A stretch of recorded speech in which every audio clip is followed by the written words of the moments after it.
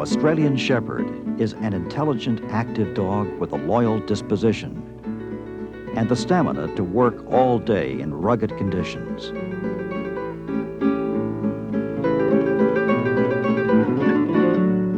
Despite its name, the Australian Shepherd is an American breed with a history of immigration and adaptation not unlike many American people. Its exact origins are unknown, but certainly the various working dogs that immigrated with their masters to this country in the 18th and 19th centuries contributed. Equally influential were the herding dogs of the Basque shepherds that accompanied flocks of sheep into Australia and then later into America.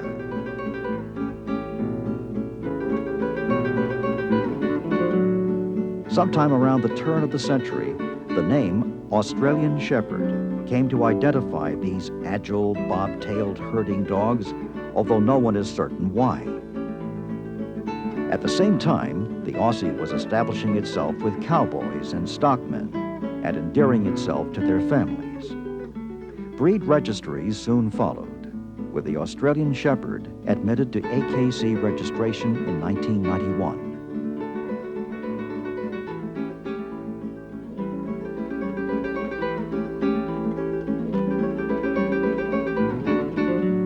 You'll be seeing many Australian Shepherds during this presentation. Some are outstanding examples of the breed. Others are less so. All will help your understanding of the breed.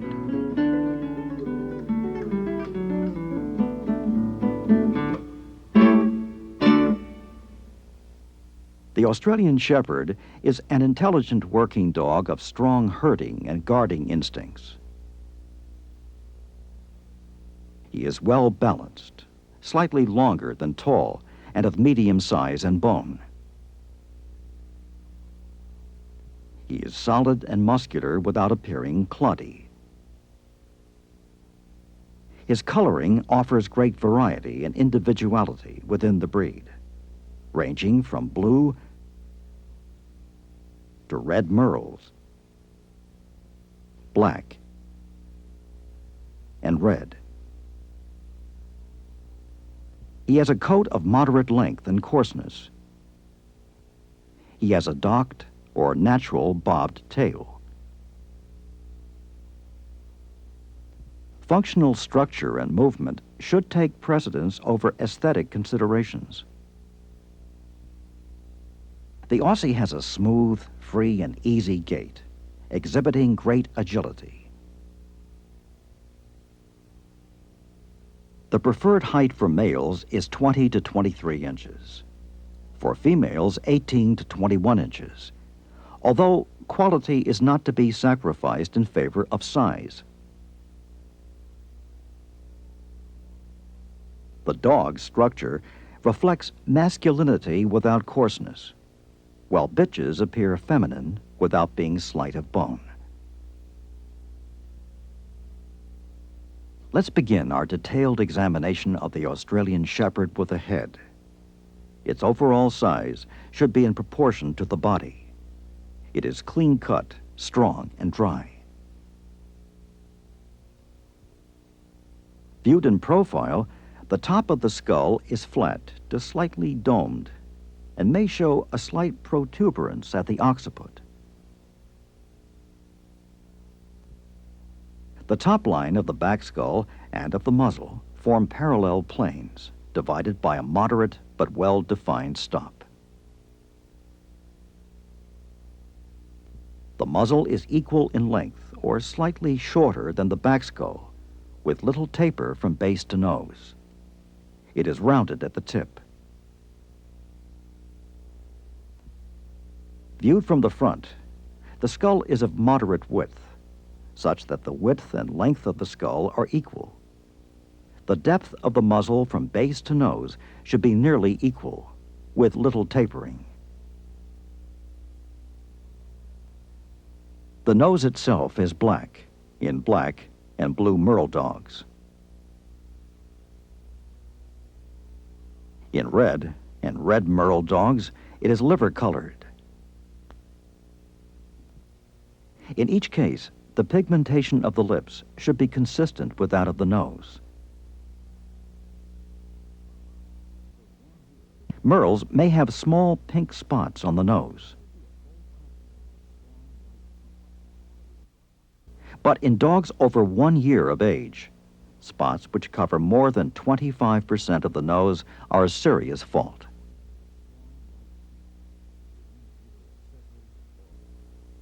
There should be a full complement of strong white teeth, meeting in either a scissors or a level bite. However, teeth which are broken or missing by accident should not be penalized. Proper bite is an important point with this breed. Bites which are undershot or overshot by more than 1/8 of an inch are disqualifications, although lack of contact caused by short center incisors in an otherwise correct bite should not be penalized.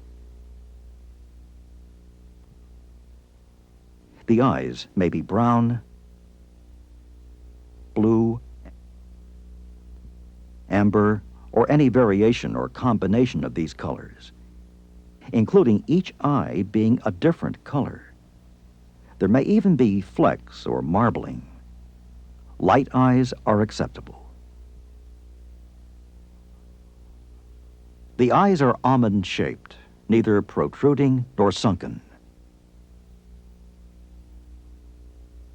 As with the nose and lips, blue merles and blacks have black eye rims, while reds and red merles have liver eye rims. Ears are triangular, of moderate size and leather, and are set high on the head. When the dog is alert, they break forward and over, or to the side, as with a rose ear.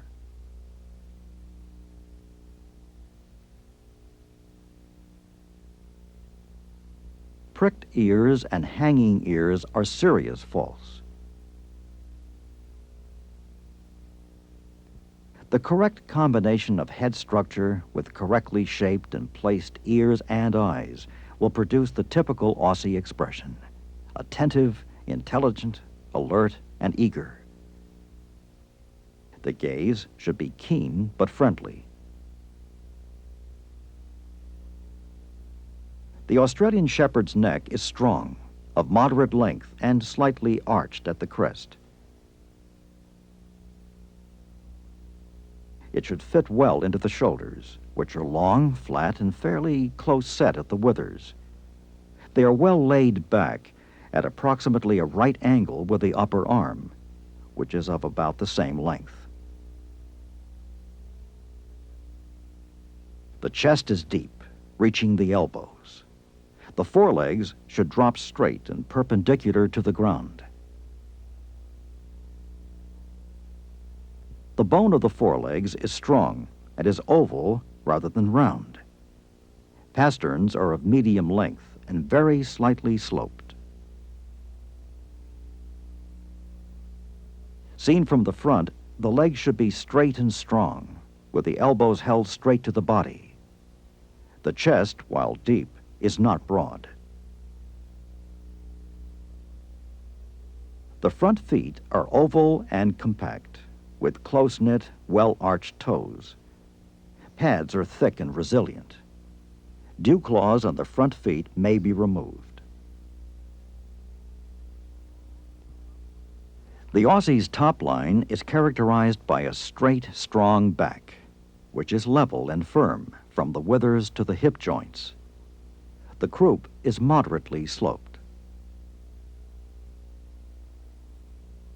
The ribs are well sprung and reach well back on the body, without the dog appearing barrel-ribbed or slab-sided.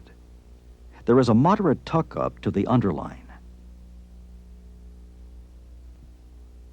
The tail is docked or naturally bobbed so as not to exceed 4 inches in length. As for the hindquarters, the width should be equal to the width of the forequarters at the shoulder while the angulation of the pelvis and upper thigh should match that of the forequarters.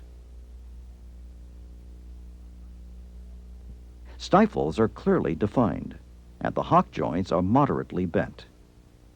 Rear metatarsus are short and perpendicular to the ground. Seen from the rear, the hocks should be parallel to each other, turning neither in nor out. The legs should present a straight column of support from hip to hock. As for the front feet, the rear feet are oval and compact, with well-arched toes and thick pads. Dew claws on the rear feet must be removed. The Australian Shepherd's coat is of medium length and consists of weather-resistant, medium-textured hair, which may be straight to wavy. The quantity of undercoat varies with climate. The coat is short and smooth on the head, ears, front of forelegs, and below the hocks. The backs of the forelegs and breeches are moderately feathered. There is also a moderate mane and frill, which is more pronounced in dogs than in bitches. Non-typical coats are severe faults. As for color, the Aussie may be blue merle, black, red merle, or red, all with or without white markings and tan points, also known as copper points. There is no order of preference for any coat color or any marking. White may appear as a collar, which should not exceed the point of the withers at the level of the skin. White may also appear on the head as a blaze and on the underparts of the muzzle.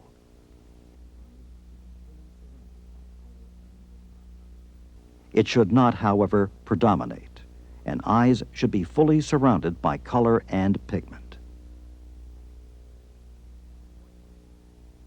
White may also appear on the chest, legs, and as a white extension from the underparts, which may be up to 4 inches measured from a horizontal line at the elbow.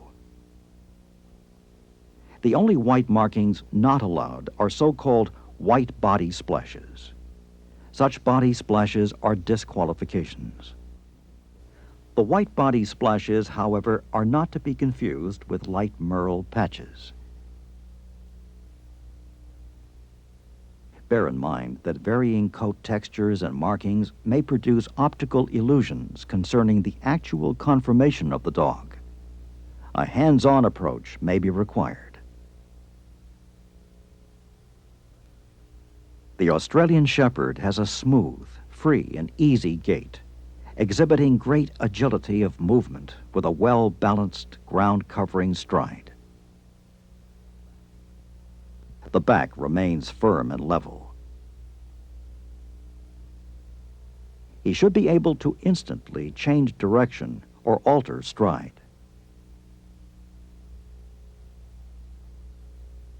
Coming toward you, the front legs should be carried straight forward, not thrown out to the side. As speed increases, the legs converge toward the center of gravity under the dog.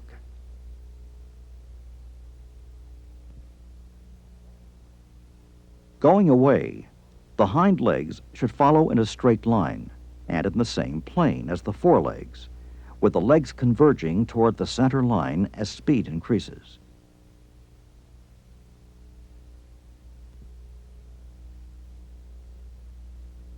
This movement is too close behind. This dog is moving too close in front due to a too narrow forechest.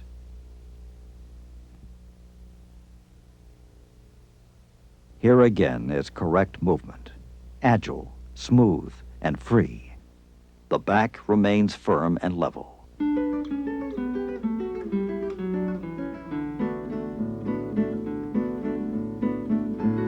Finally, a word about temperament. The Australian Shepherd is noted for his intelligence and even disposition. While somewhat reserved with strangers, he is even-tempered and seldom quarrelsome.